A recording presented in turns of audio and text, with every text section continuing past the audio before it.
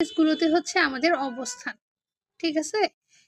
এখন এইটাকে যদি আমি এইভাবে একটা টুকরো নিই, পুরোটা তো 360 ডিগ্রি কোণ উৎপন্ন করে, তাইলে এতটুকু যদি আমি একটা টুকরো নিই তাহলে কি হয় ওইটা আমরা দেখার এখন চেষ্টা করব। তো এই যে এই স্লাইডটা হচ্ছে এখন ওই টুকরোটা। ঠিক আছে?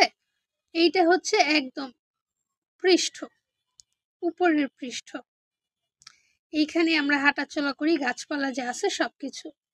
এখান থেকে 20 কিলোমিটার পর্যন্ত অঞ্চল হচ্ছে ভূত্বক। তার থেকে 2885 কিলোমিটার পর্যন্ত গুরুমণ্ডল। তার থেকে 3486 কিলোমিটার পর্যন্ত হচ্ছে কেন্দ্রমণ্ডল।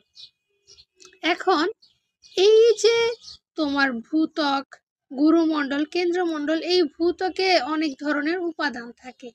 ঠিক আছে? মাটির সাথে মিশ্রিত খনিজ উপাদান কি কি?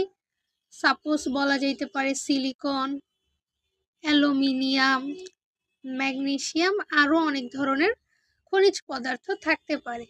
তো এই পদার্থগুলো এখন এই রকম ভাবে আছে। তুমি যখন প্রতি কিলোমিটার নিচে যাবা তখন তোমার 30 ডিগ্রি সেলসিয়াস করে তাপমাত্রা বাড়বে। তার মানে এই যে 20 আর ধরো সব মিলায়া 5000 5500-এর বেশি তোমার কিলোমিটার আছে, এর আগে যদি তুমি 30 দিয়ে গুণ করো তাহলে ভালো অ্যামাউন্টের তাপমাত্রা উৎপন্ন হবে।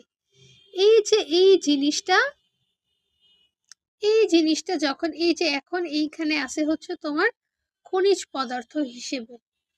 তো এই জিনিসটা যখন আস্তে আস্তে নিচের দিকে যাইতে থাকবা, এইখানে যখন এই সিলিকনটাই আসবে, অ্যালুমিনিয়ামটাই আসবে, ম্যাগনেসিয়ামটাই আসবে, তখন এইখানে এরা হচ্ছে টকবক টকবক করে ফুটতে থাকবে।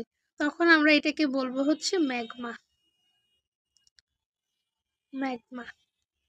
এই যে এই ম্যাগমাগুলো যখন ফুটন্ত অবস্থায় থাকে তখন ওরা হচ্ছে এই রকম উপরের দিকে ঊর্ধ্বমুখী চাপ প্রদান করে। তো ঊর্ধ্বমুখী চাপ প্রদান করে, এই রকম চাপ প্রদান করতেছে।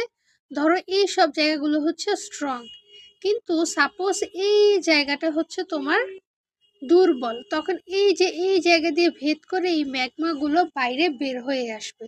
যখন বের হয়ে আসবে তখনই হচ্ছে আমরা আগ্নেয়গিরির মতো সিনারিও দেখবো। আমি দেখাই তোমাদের। তখন এই যে আমরা এই সিনারিওটা দেখবো যে এই যে মাটি ভেদ করে এই আগুনের লাভাগুলো এই যখন এইটা বাইরে আইসা পড়লো তখন ওই ম্যাগমাটাই এখন এইখানে হয়ে যাবে হচ্ছে লাভা। বুঝে গেছে? তো এইটাই হচ্ছে আমাদের আগ্নেয়গিরির অগ্নুৎপাত।